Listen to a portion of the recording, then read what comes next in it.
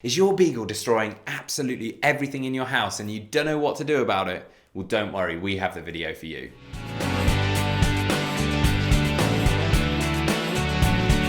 Welcome back to the Fenrir Beagle Show. My name's Joe and I'm a certified canine leader here at FenrirCanineLeaders.com. We are dedicated to helping you learn everything you could possibly want to know about the Beagle and then how to become a high-level canine leader so you can raise your very own. So if you're new here, don't forget to subscribe and turn on that notification bell so you never miss a future upload. If your Beagle is destroying absolutely everything in your house and it's just making your relationship absolutely broken down, don't worry, as today we're going to be tuning into a webinar that the canine behaviorist and founder of FenrirCanineLeaders.com, Will, has recorded all about how to deal with your dog destroying things. So in this quickfire webinar, we're going to be talking about how I, as a canine behaviorist, help the clients that I work with destructive behaviors with their dogs, whether that's destroying furniture, destroying doors, digging up carpets, any kind of destruction in the home we're going to address in today's webinar. So let's dive into it. And when it comes to destructive behaviors, it's a little bit different from many of the other common behaviors. As a behaviorist, if that's something that you're interested in working towards in the future, you're going to address. And that as myself, it's very different from, say, a behavior like extreme aggression or extreme reactivity, where you're there in the heat of the moment and you can implement a strategy or a behavior modification program or intervention there and then and address the issue and deal with it. Destruction tends to be an issue when people go out to work and they come home and the home is destroyed. So we have to address it in a little bit of a different way. And oftentimes it's more around the management of a behavior as opposed to being able to correct the behavior. Now let me explain what I mean. First and foremost, we have to understand where is it that a destructive behavior comes from. Now in my experience of losing count of the amount of cases I've helped people with this with, it tends to come from one of two places. By far though, the most common is simply pent up frustration in terms of a lack of outlet for physical and mental stimulation requirements. What that basically means is you are not doing enough exercise with your dog. If you go out and do more exercise with your dog, give them more mental stimulation, enough that truly satisfies them every single day, depending on their breed and specific requirements for them as a dog, that will 9 times out of 10 address the problem of destructive behaviors. Now, sometimes people don't want to hear that. What they want is for me as a behaviorist with the reputation that I've got to be able to come in and may wave a magic wand. They don't have to do anything for their lifestyle and I fix their broken dog. Their dog isn't broken. The dog is simply bored and frustrated. We need to give them a positive outlet for that frustration and that will address the problem. So we're going to significantly increase the amount of exercise we're doing and significantly increase the amount of mental stimulation that we're giving them. If you're prepared to do that, 9 times out of 10 you're going to solve this problem.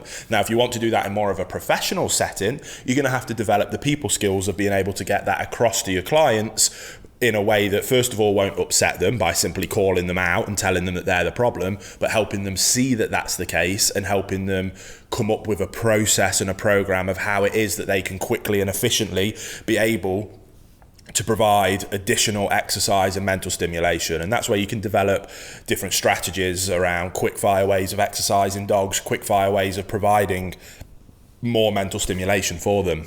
Hey guys, I wanted to very quickly let you know, if you're not already, that you should absolutely be following us over on Instagram. There'll be links down in the description box below, but we've got multiple Instagrams. One for Fenrir, our company, where you can see all of the awesome things that we're doing over there. You could follow me personally over on Instagram, or maybe come and check out our journey with our 12-week-old English Mastiff puppy Eileen. Either way, can't wait to see you over there.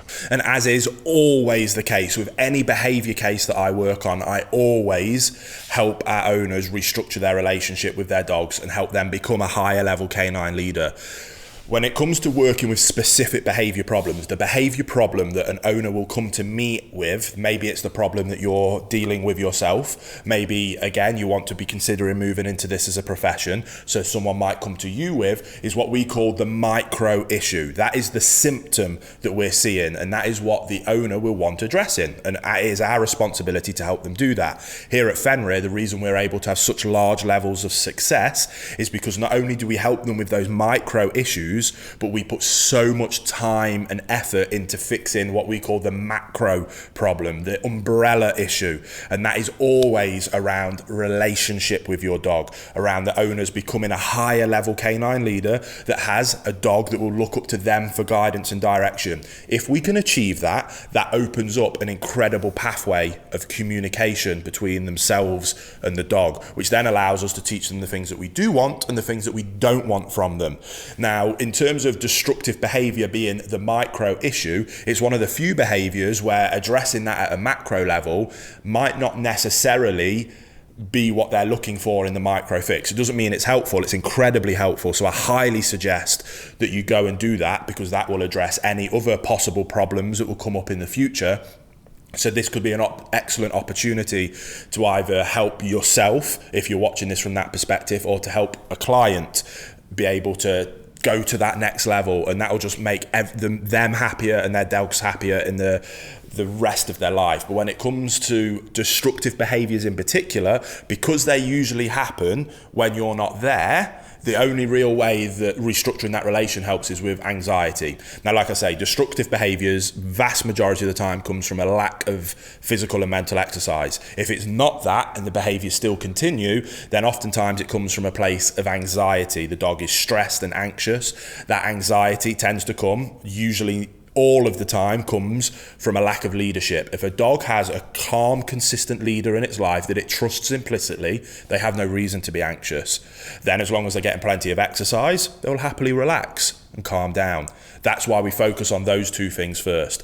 Then, on top of that, or why we're going through that process, because to restructure that relationship, we use our bootcamp process. Again, if you're interested, the online version of that is down in the description box below. But we go through that process, but nothing happens overnight, and that can take some time. Now, like I say, that will 9 times out of 10, even more so 99 times out of 100, will address this issue. If it doesn't, or while we're going through that process, we simply use a methodology of managing the behavior. Stop setting your dog up for fail. To set our dogs up for success with destructive behaviors, it's simply about managing the environment, ensuring that there's not things in their environment that they can destroy. To do that, the easiest way is to crate train or pen train our dogs.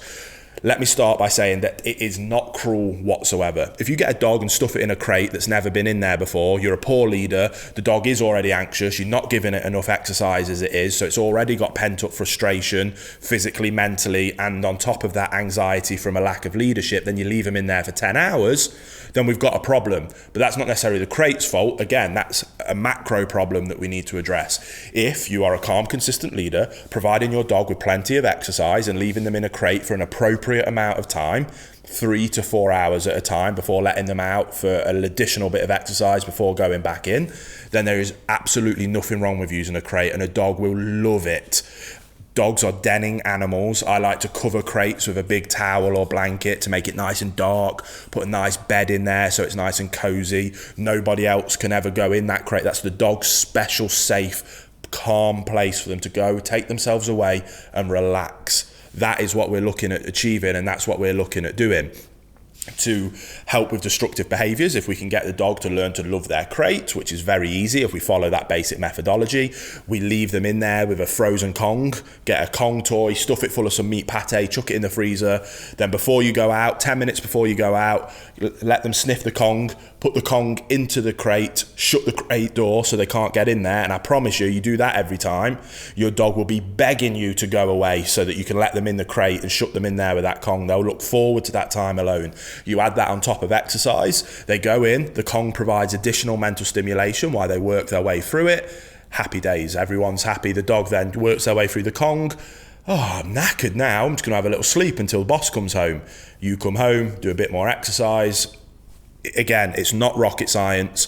Add in more exercise, add in better leadership, control the environment, nothing in your house ever gets destroyed again. It's not rocket science. The theory is simple and straightforward, just requires a little bit of commitment and dedication and leadership on your part if the owner, or helping your clients' owners be able to implement those kind of basic strategies just with dedication and commitment to the desired outcome, which is having a perfect dog, which you will have if you put in that effort. So I hope that was helpful. Go away, get stuck in, start implementing those things, and I promise you, you're going to achieve incredible levels of success.